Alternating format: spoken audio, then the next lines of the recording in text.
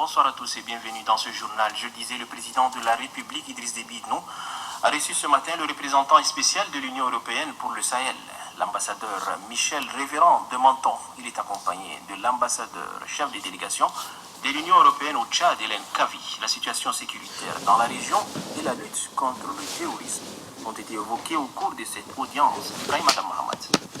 Le Tchad joue un rôle clé dans la lutte contre le terrorisme dans le Sahel. Le président de la République, Idriss Déby Itno, dont le leadership et la maestria sont reconnus sur le plan international, est sollicité chaque jour pour ses orientations au Conseil avisé. L'ancien ambassadeur de France au Tchad, Michel Révérend de Menton, nouveau représentant spécial de l'Union européenne pour le Sahel, est venu s'enquérir auprès du chef de l'État tchadien de la situation sécuritaire dans la sous-région et surtout de la menace de la nébuleuse Boko Haram. Il a été reçu pendant plus d'une heure et demie par le président de la République.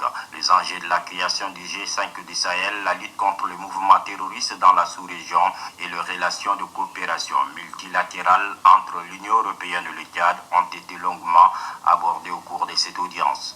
Le cœur de mon entretien avec le président portait sur cette vision de la région, des menaces qui existent aujourd'hui et de la façon dont la communauté internationale peut aider les pays de la région, le Tchad en particulier, à faire face à ces menaces. Alors, nous avons évoqué en particulier la création du G5, qui est une structure des pays de la région, qui est porteuse d'une volonté politique, d'un leadership des pays de la région pour faire face à l'ensemble de ces menaces.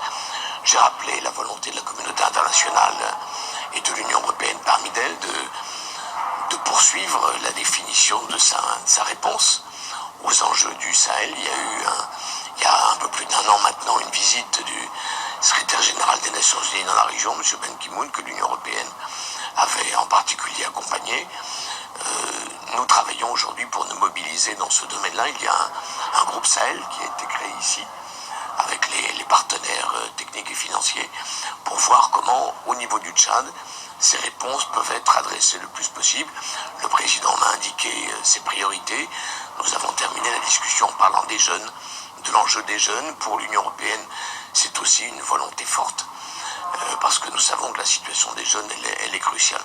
Nous avons rappelé bien sûr aussi la volonté de la communauté internationale et de l'Union européenne en son cœur d'aider le Tchad à faire face aux enjeux que présente le Boko Haram aujourd'hui, la menace du Boko Haram aujourd'hui qui est bien sûr présente dans les esprits.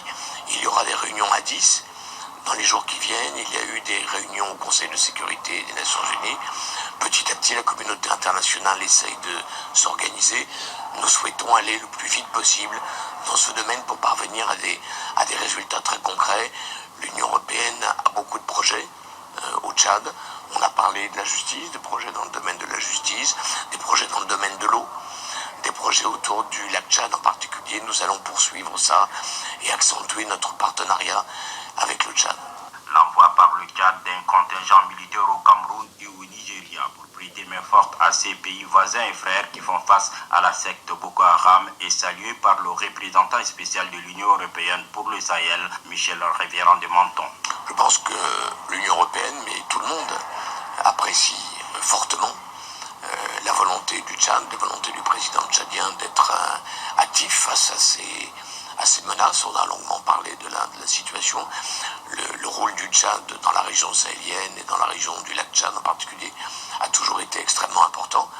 Et donc la communauté internationale, l'Union européenne, ne peut bien sûr qu'appuyer les initiatives qui sont prises.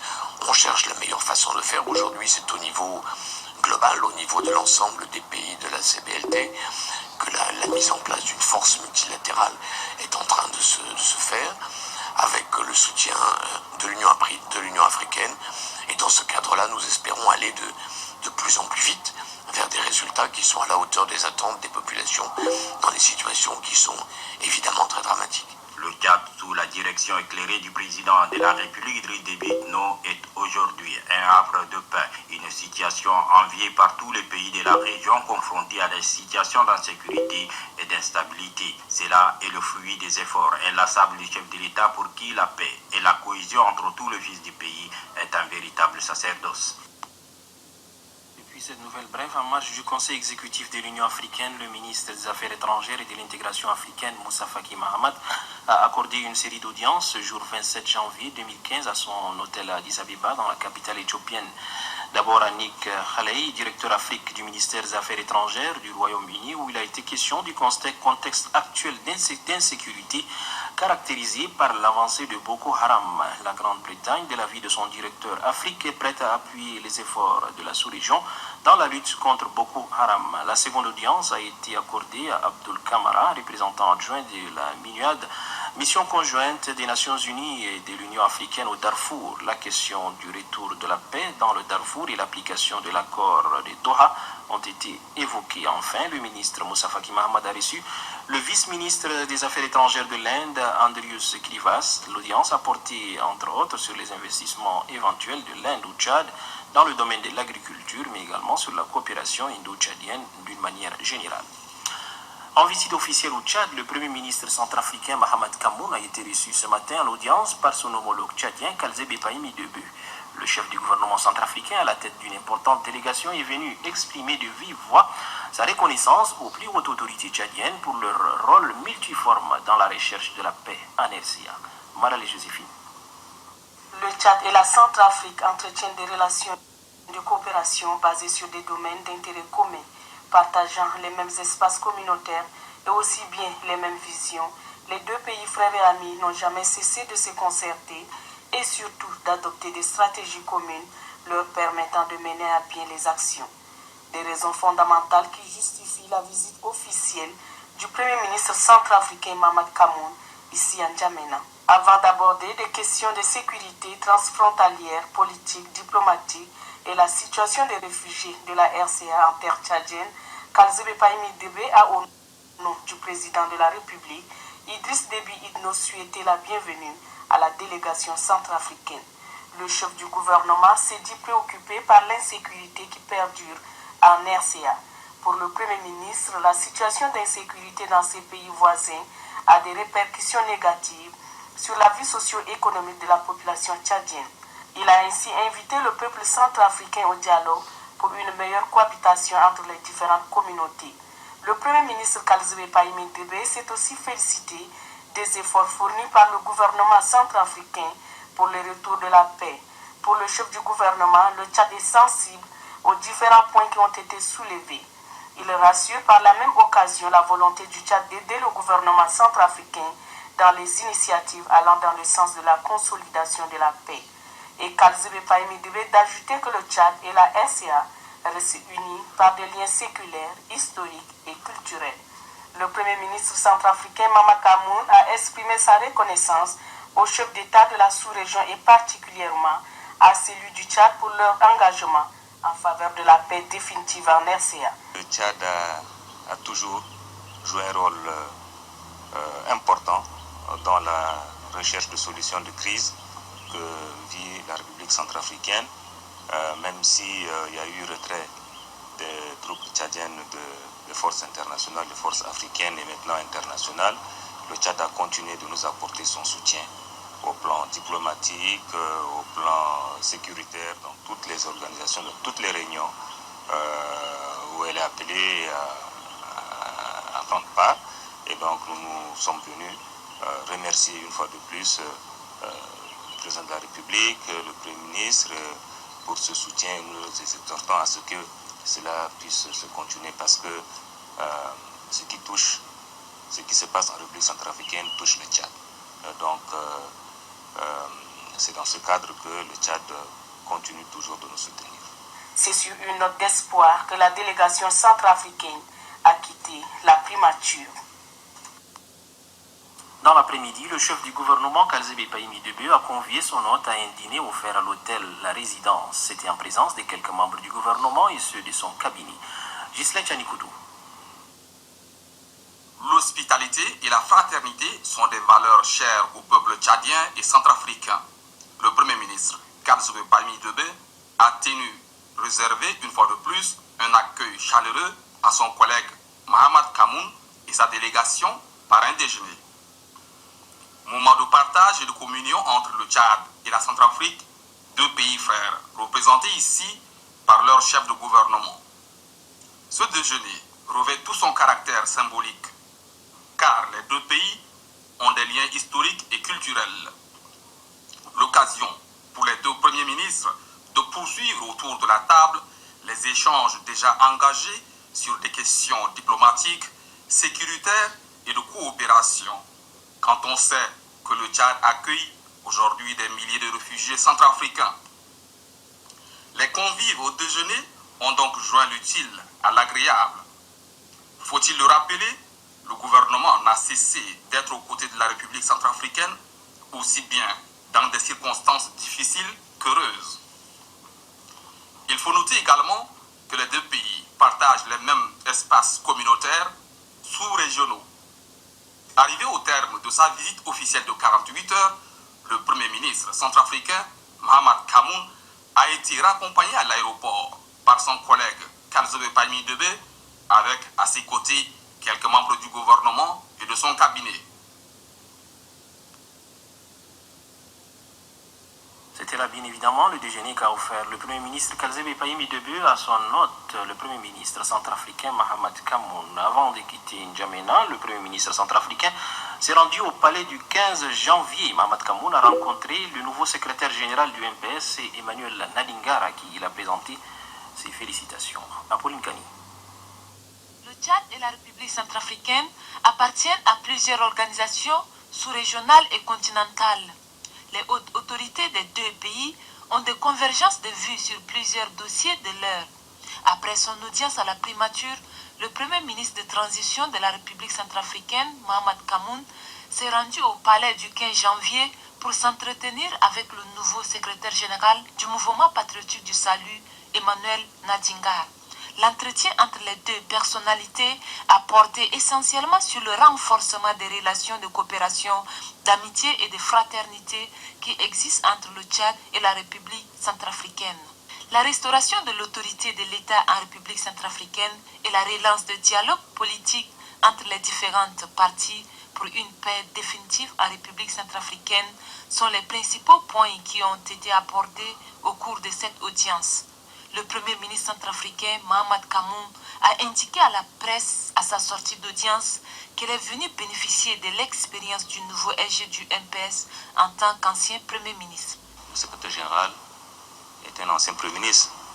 Et donc en cette qualité, nous sommes venus aussi recueillir ses conseils puisque le Tchad est passé par des moments difficiles que nous connaissons. Et donc son expérience nous est également utile pour nous permettre donc de mener à bien la tâche très difficile que nous avons. Et donc il y a eu une identité de vue sur toutes les questions. Nous sortons de là reconfortés. Les autorités tchadiennes ont toujours œuvré pour le rétablissement de la paix, de la sécurité et de la stabilité en République centrafricaine. Après la session du Conseil national du salut, suivie du congrès extraordinaire, les militants du MPS étaient conviés hier soir à un dîner organisé au Villa des Hôtes. Cette cérémonie festive qui a mobilisé un nombre important de militants a vu la présence du Premier ministre Kalzobe Paimi Debe, représentant le président fondateur du MPS, Idriss Déby Itno. Reportage à Def Ahmad Rahman.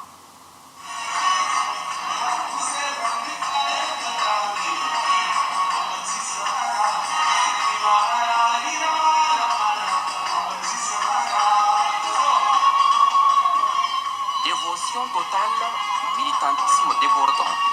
Telle est l'ambiance festive à laquelle ont assisté les militants du mouvement patriotique du salut venus de tous les horizons du pays pour une cause commune, la revitalisation de leur formation politique.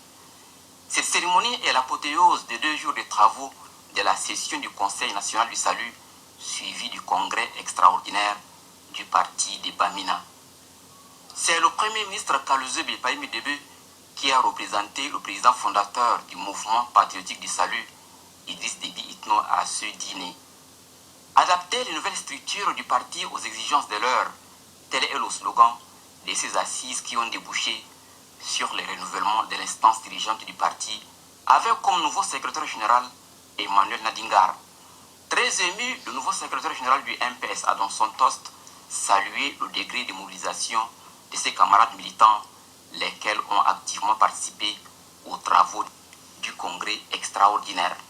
Emmanuel Adingar a surtout rendu un hommage appuyé au président fondateur du mouvement patriotique du salut, Idriss Déby Itno, avant d'appeler ses camarades à plus d'engagement au parti. Surtout quand nous avons entendu le message que notre camarade président fondateur a dit. Le sort prochain, c'est le dynamisme. Nous ne devons pas être timides. Si nous voulons dire aux autres qu'il n'y a pas match, il n'y a pas match, il faut qu'on voit le coup, bien, n'est-ce pas? Joyeux, rassuré, assuré, pour rassurer les autres. Ce dîner a été pour les militants du MPS un véritable moment de communion, de partage et d'échange. Au regard des orientations assorties de leurs assises, les militants se disent plus que jamais déterminés pour le triomphe des idéaux de leur parti. Tous expriment leur détermination à se mettre en ordre de bataille pour relever les défis aux prochaines échéances électorales.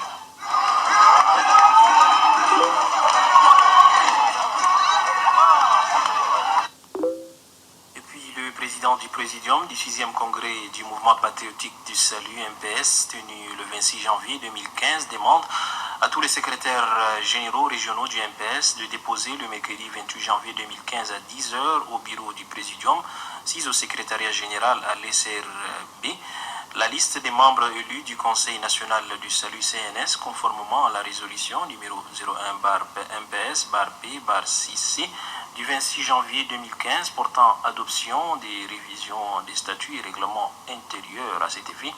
Ils doivent être accompagnés des délégués des départements, en l'occurrence des secrétaires exécutifs ou leurs représentants. La population de Moïto dans le Dababa apporte son soutien au président de la République et aux forces de défense et de sécurité en mission au Cameroun. Elle l'a exprimé au cours d'une marche organisée pour la circonstance. Angal Toklok, Ahmadé Abbas. C'est ici au marché de bétail de Moïto que la population de cette localité a commencé la marche.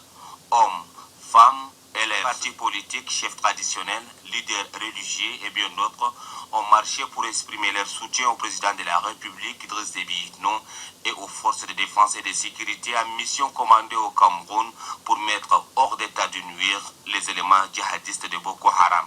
Pendant cette marche, deux motions de soutien ont été adressées au président de la République et aux forces de défense et de sécurité pour leur détermination d'instaurer la paix dans la sous-région.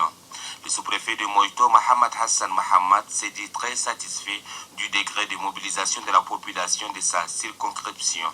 Par ailleurs, Mohamed Hassan Mohamed rassure la population qu'il transmettra fidèlement leur motion acquis des droits. L'Alliance des jeunes pour la paix, le développement et l'appui à la renaissance du Tchad a organisé une campagne de sensibilisation sur la paix et la cohabitation pacifique. On prit part à cette campagne les délégués d'arrondissement, les chefs des carrés et des quartiers, ainsi que les leaders religieux. Nous retrouvons une fois de plus Ahmadé Abbas. La paix et la cohabitation pacifique sont les maîtres mots de cette rencontre organisée par l'Alliance des jeunes pour la paix, le développement et l'appui à la renaissance du Tchad à l'intention de leaders religieux. Le même message est aussi adressé aux délégués des arrondissements, les chefs des carrés et les chefs traditionnels. Le président de cette organisation exhorte la population du 5e arrondissement à une prise de conscience par rapport à la cohabitation pacifique. Nous, l'Alliance des jeunes pour la paix, exhorte les jeunes du 5e arrondissement à être vigilants, tolérants, doubler les passés récents de l'histoire tumultueuse de notre pays. Et briser méfiance et d'avoir l'esprit patriotique car le monde évolue et le temps a changé. Créé le 14 novembre 2014, l'Alliance de jeunes pour la paix, le développement et l'appui à la renaissance du Tchad œuvre pour la lutte contre l'insécurité sur toute l'étendue du territoire national. Dans le reste de l'actualité, la session criminelle spéciale est à sa seconde journée de suspension. C'est une suspension due à la grève déclenchée par l'ordre des avocats. Pour le président de l'association des victimes des crimes et répression politique au Tchad, Dr Zakaria Fadoul Kitir, la responsabilité incombe aux bâtonniers. Nous l'écoutons. Le dernier scénario que j'ai monté, en sorte que c'est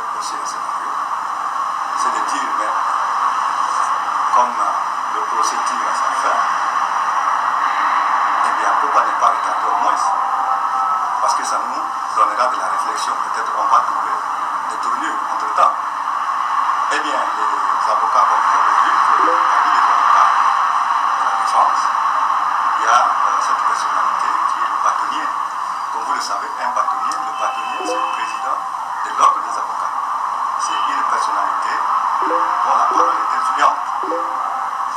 Alors donc, comme cette personnalité, eux aussi, sont concertés. Ils ont dit, mais c'est la meilleure occasion de faire des revendications. Ça nous permet et de retarder le procès et d'obtenir du côté du gouvernement ce que nous voulons obtenir. Et c'est la deuxième fois qu'ils l'ont. Et pour un droit qui ne regarde pas du tout ce procès. C'est-à-dire que s'il s'agissait de se procès, on aurait bien compris. Mais il demande quelque chose, il réclame quelque chose qui n'a aucun rapport avec ce procès. Là, nous pensons que on doit prendre les responsabilités. Je ne dis pas que c'est un seul avocat qui a entraîné tout ça, c'est l'ensemble des avocats. Que ce soit du côté de la défense, que ce soit du côté de l'accusation, ils doivent prendre leur responsabilité et dire que le procès, quelle que soit les manipulations, le procès va aboutir. Donc ce n'est pas la peine de retarder le procès. Et si le gouvernement ne veut pas céder, ce n'est pas à cause de ce procès qu'il va céder. De toutes les manières, ce procès aura lieu, même avec d'autres avocats. Parce que vous savez, comme à ceux qui retardent le procès, c'est-à-dire les avocats. Ce n'est pas la cour qui a arrêté le procès. Ce n'est pas les accusés qui ont arrêté le procès. Ce sont bien les avocats, les accusés qui ont manipulé pour que ce procès, c'est-à-dire cette grève ait lieu. Donc nous pensons que la responsabilité incombe à l'ordre des avocats, mais je dirais à toutes les victimes que c'est une manipulation de plus. Et ça ne nous décourage pas. Parce que ça fait 24 ans que nous poursuivons ces gens. Et nous avons rencontré même obstacle. Et ce n'est pas le seul obstacle qui va nous décourager. Donc il ne faudrait pas qu'il se décourage. Il faudrait se dire que le procès a commencé. Le procès est presque à sa fin. Et quelles que soient les manipulations, le procès aura une issue. Le Conseil national des femmes du Tchad, CONAF, a organisé ce matin une journée de restitution de la conférence régionale africaine sur les femmes Beijing plus 20. Il s'agit aussi pour les femmes leaders tchadiennes de préparer la 5e conférence mondiale pour les femmes qui se tiendra en mars prochain à New York. Apolline Gagnon. Informer les femmes leaders sur les conclusions de la conférence de Beijing plus 20, tel est l'objectif de cette journée de restitution des résolutions organisée par le Conseil national des femmes du Tchad, CONAF. Ces assises permettront également aux femmes leaders tchadiennes de réfléchir sur les dossiers ayant trait à leurs conditions afin de se préparer pour assister à la 5e conférence mondiale sur les femmes qui se tiendra en mars 2015 à New York. Quelques participants ont bien voulu exprimer leur opinion. Depuis 1975 que les femmes se réunissent pour parler, les femmes à travers les chefs d'État pour parler des intérêts des autres. Mais quand elles ne reviennent pas nous dire qu'est-ce qui se passe, et après on recommence, on parle des mêmes choses, on ne voit pas la suite, c'est pas du tout intéressant. C'est un peu la chose qui manque par rapport à toutes les activités que mènent les femmes. Et je pense que le CONAF est en ce moment sur une très bonne voie, parce qu'en restituant cette participation à 10, les femmes sont mises au point sur les informations. Ça permet de voir un peu des avancées qui ont été faites au niveau des droits de la femme et d'autres questions de genre au niveau du Tchad. La présidente du Conseil national des femmes du Tchad, Hélène Lambatum, a relevé qu'il est important de procéder à la restitution de la conférence régionale. Cette journée de restitution est une opportunité pour nous de contribuer valablement au renforcement des réflexions sur les problèmes des femmes et pourquoi pas sur ce qu'il faut faire pour aider nos gouvernants à combler le fossé en matière de lutte contre la discrimination dont les femmes sont victimes. Au cours de cette journée, Les membres du CONAF ont abordé quelques sujets liés à l'histoire de la promotion de la femme tchadienne, la déclaration de Beijing 1995, la réalisation et la déclaration d'Addis Abeba. L'inspection départementale de l'éducation nationale pour la commune du 4e arrondissement organise depuis ce matin un séminaire de renforcement des capacités en gestion du personnel et rédaction des rapports. Une formation organisée à l'intention des différents chefs d'établissement des écoles publiques et privées. Ashta Bakara Sabala. La gestion des ressources humaines et l'élaboration des rapports sont les modules inscrits au menu de cette rencontre qui a réuni les différents chefs d'établissements publics et privés. Au cours de ces assises, les participants auront à apprendre des rudiments de rédaction des rapports, mais aussi diagnostiquer les mots qui minent la bonne marche de l'école tchadienne. La Renaissance, faut-il le rappeler, c'est une mission qui nous est assignée et exige de nous un changement de comportement et une détermination sans faille. C'est pourquoi, en notre qualité d'éducateur, la renaissance de l'école tchadienne doit être traduite en actes et aux besoins. Utiliser le verbe objectif mesurable et cela nous permettra chaque instant de poser les questions suivantes. Qui a fait quoi? Où? Quand et comment? C'est pour dire que les enseignants absentéistes ou les prétendus malades, à ceux-là, nous leur disons qu'ils se sont trompés de chemin et qui risquent de rater le train de la Renaissance qui va à plus de 100 km à l'heure. L'inspecteur départemental de l'éducation nationale pour la commune 4 de la ville de N'Djamena, par ailleurs l'initiateur de la dite session, Aboubakar Assedik Abdoulaye, exhorte les participants à l'assiduité et à la ponctualité afin de capitaliser les connaissances sur les modules qui leur seront dispensés. Les responsables des établissements publics et privés conviés à cette formation se pencheront pour analyser minutieusement les techniques permettant à accueillir des connaissances sur ces différents modules, notamment la gestion du personnel et celui de la rédaction des rapports. Il s'agit bien évidemment de l'inspection départementale de l'éducation nationale pour la commune 4 de la ville de N'Djamena. Une quarantaine de karatékas venus des provinces et ceux de N'Djamena passent le test de ceinture noire dans les 3 dan. Ce test permettra aux plus dynamiques d'entre eux d'intégrer l'équipe nationale. Innocent Kilaïou.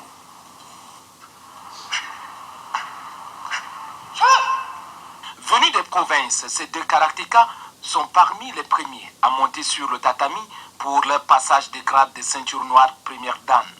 Après quelques minutes de démonstration, le président de la commission de passage de grade déclare les 2 karatékas disqualifiés par manque de maîtrise des techniques de karaté. Les gens, quand j'ai pris mon bic rouge pour vous dire disqualifié, beaucoup d'entre vous étaient surpris pourquoi j'ai dit disqualifié alors qu'il n'avait pas fini. Donc nous avons mis certaines rigueurs. Ceux qui ont fait correctement leur programme pour être ceinture noire, nous les avons laissé finir leur test.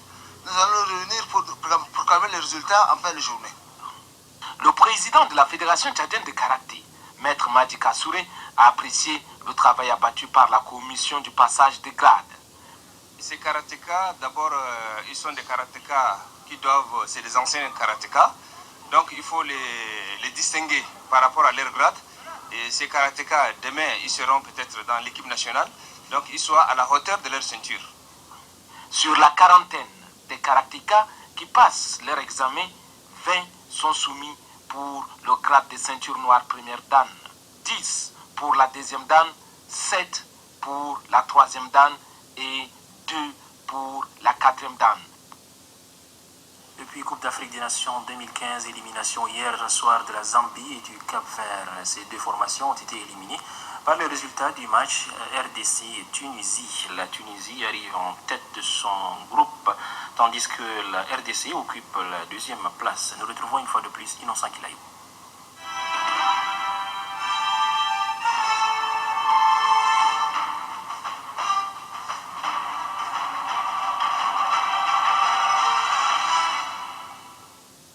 La Zambie et le Cap-Vert sont les 2 équipes qui viennent de quitter la CAN après l'élimination du Burkina Faso et du Gabon. Avant d'être éliminés par le résultat du match Tunisie-RD Congo, Zambiens et Cap-Verdiens s'affrontaient sous une forte pluie à Ebibéine. Dans ces conditions difficiles, qui a duré plus d'une 60aine de minutes, les Tipolo-Polo et les Requins Bleus sont dans l'incapacité de produire un bon football. Résultat, Zambiens et Cap-Verdiens n'arrivent pas à marquer un but, malgré que ces deux équipes ont déployé toutes leurs capacités physiques et techniques dans ce jeu. Ce résultat vierge fait l'affaire de la RD Congo qui a tenu en échec la Tunisie sur un score d'un but partout à Bata. La Tunisie termine première dans la poule. La RD Congo arrive en deuxième position par son goal average. Ces deux formations se qualifient pour les quarts de finale. Au quart de finale, la RD Congo rencontrera son voisin immédiat, le Congo. Et la Tunisie s'opposera au pays hôte, la Guinée équatoriale.